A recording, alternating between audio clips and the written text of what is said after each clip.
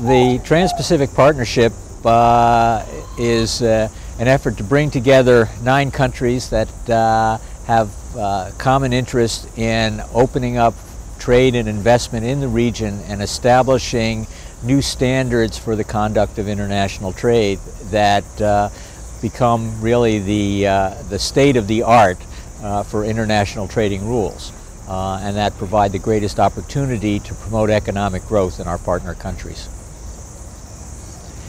Part of it is by eliminating remaining many of the barriers to trade that continue to exist in our countries, in agriculture, in manufacturing, and in services. And part of it is to establish rules to guide government policies with regard to their interventions in the marketplace or the conduct of trade and investment policies. When you get together to negotiate a trade agreement, you have to have trust in your partner that they will pursue policies that together will support economic growth and create new opportunities to trade and invest between our 2 countries. In the context of the TPP, it's even bigger because we're dealing with 9 countries, and so the scope of new economic opportunities is quite substantial. In the course of doing this, you develop a trust and a confidence and a better understanding of the policies, interests, and objectives of your partners, and that helps as you go forward with the implementation of the agreement in making sure that you get the fullest advantage from the opportunities created, and then when problems arise, you have this trust and confidence and relationship to better manage the relationship. And so doing that on a commercial level means that inevitably, as your commercial relationship grows, there's going to be more opportunity for friction, but also a greater incentive to manage that friction so that it is dealt with quickly and with the least cost to both sides. In the United States, unlike many other countries, when the administration negotiates a deal, it does not automatically become U.S. law.